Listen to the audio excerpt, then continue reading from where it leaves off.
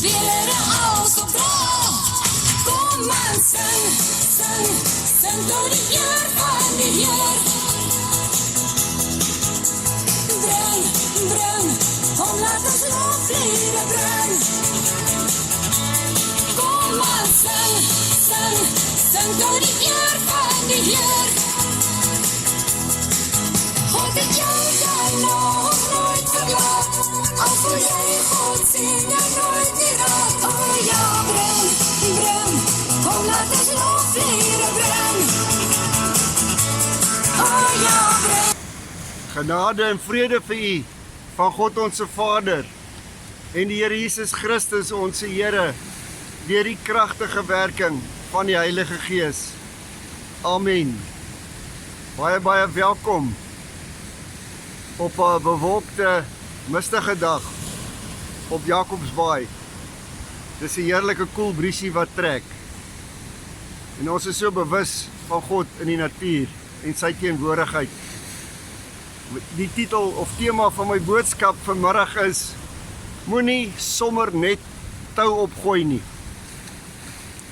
Julle weet, hierdie tyd van die jaar, wanneer 'n mens se innerlike reserves uitgeput is en jy groot teleurstellings dalk ondervind in die jaar en alles het sommer verkeerd geloop, dan is 'n mens in 'n versoeking om tou op te gooi.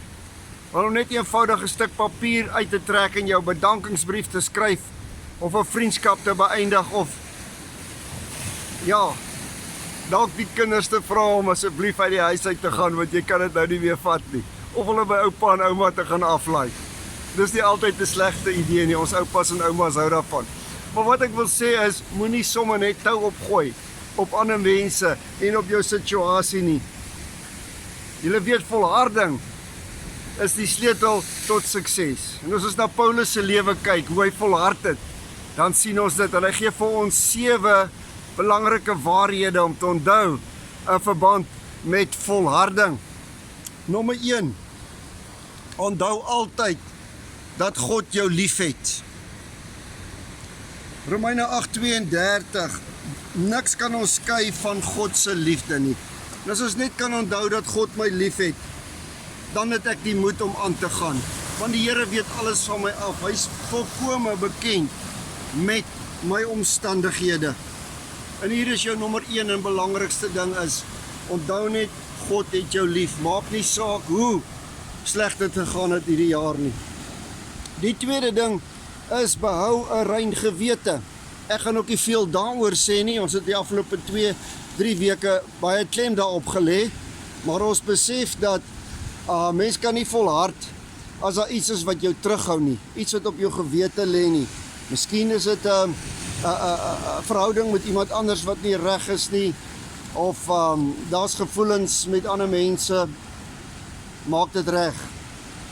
Dit gaan jou baie help om te kan vorentoe gaan. En dan derdens, baie belangrik, ek en jy moet ook die regte motivering hê. Die regte motivering. Jy weet,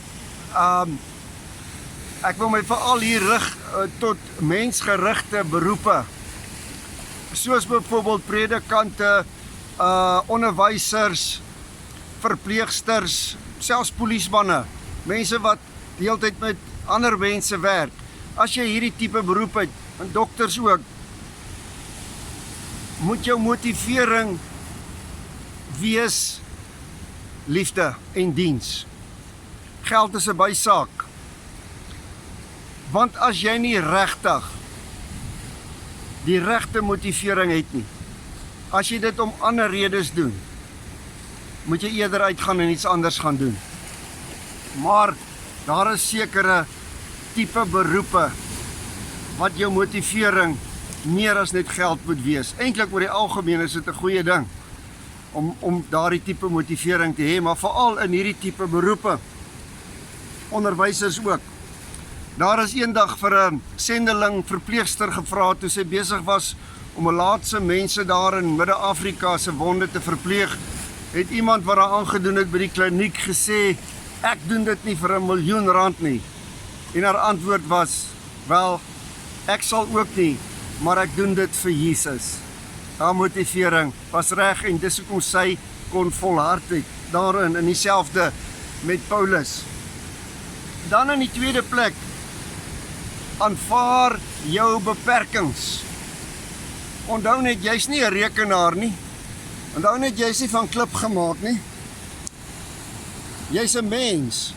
En Paulus vergelyk ons met 'n skat in 'n erdekruik. Die skat is die lig van God wat in ons is, die gees van God wat in ons is, die diamant kan ons sê, maar hierdie lig van ons skyn deur 'n erdekruik, en 'n erdekruik is 'n breekbare medium, dit het krake in. En almal van ons, maak nie saak hoe groot en high and mighty ons is op ons beste maar net gekraakte kleipotte. En jy moet dit aanvaar. Maar die wonder is dat hoe groter jou krake is, hoe meer jy bewus is van jou swakhede, hoe beter skyn die lig van God deur hierdie krake. En dan in die 5de plek, om te kan volhard, moet jy ook lief wees vir mense. Wat jy ook al doen, of jy nou meubels verkoop, of agter jou rekenaar sit die hele dag, jy moet lief wees vir mense, jy moet lief wees vir die mense om jou, en die mense wat jy mee kommunikeer. As dit jou motief is, dan gaan jy kan volhard, dan kan jy vorentoe gaan. Want Paulus sê in 1 Korintiërs 13, het ek die tale van mense en engele gespreek, en al die geloof het dat ek berge kan versit, en al die kennis, en ek het nie die liefde nie, sou dit my niks baat nie. Ons kan daar byvoeg, al het ek ook al die geld, en ek het nie die liefde nie, sou ek niks wees.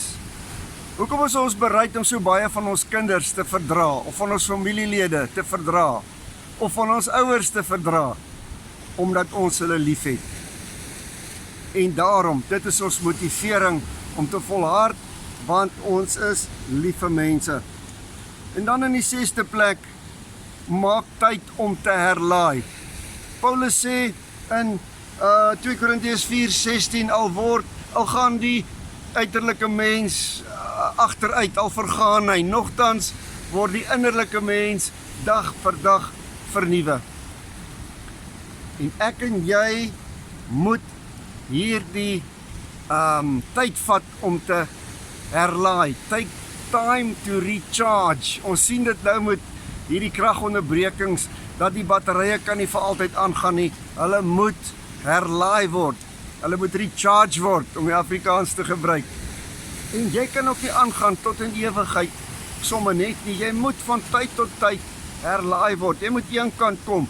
Jy moet 'n slag weer 'n Sondag vat, en 'n bietjie afvat en daar kerk toe gaan, en uit jou dodelike roetine uitkom om te herlaai. En dan laastens, om te kan volhard hier teen die einde van die jaar, hou jou oë op die doellyn. Hou jou oë op die eindpunt. Jy weet, die skrywer van die Hebreërs sê ons oë moet gerig wees op Jesus, die volëinder van ons geloof. Paulus sê vir ons dat ons oë is nie gerig op die sigbare nie, maar op die onsigbare, want die tydelike dinge want die sigbare dinge is tydelik, maar die onsigbare dinge is ewig. Waarop is jou oog gerig? Is jy gerig op die onsigbare? Onthou hierdie stelling, look beyond your problems, focus on God's purpose.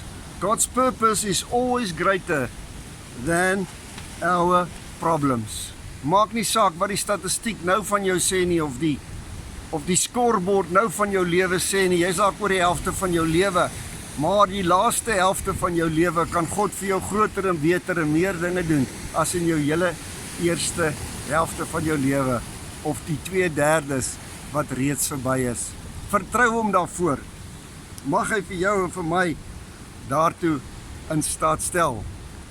Liefdevolle Heer, ons wil graag nou afsluit deur vir U te vra om ons die krag te gee om te volhard, Here, en so vas te staan en gereed te wees, Here, ook vir 'n nuwe jaar met sy onbekende uitdagings. En mag U genade van ons Here Jesus Christus en die liefde van God en die gemeenskap van die Heilige Gees met ons almal wees. Amen. Soos 'n Job het jy gesit, op jou knieë het jy gebid. Laat jou mond belei, laat jou woorde uit wat in jou hart staan. Is jy warm of is jy koud? Is jy los, boeg hy vir jou? Wil jy saam hom sit daar op die troon, dan moet jy oorwin. Het jy geweet, het jy vergeet, dat die Vader jou lief het? Kom aan, sing, sing, sing tot die eer van die Heer. Bring, bring, kom laat ons lofliede bring. Kom aan, sing, sing, sing tot die eer van die Heer. God het jou dan nog nooit verlaat, al voel jy God sien jy nooit nie raak. Oh ja, bring, bring, kom laat ons lofliede bring. Oh ja, bring, bring, kom laat ons lofliede bring. Oh ja, bring, bring, kom laat ons lofliede bring.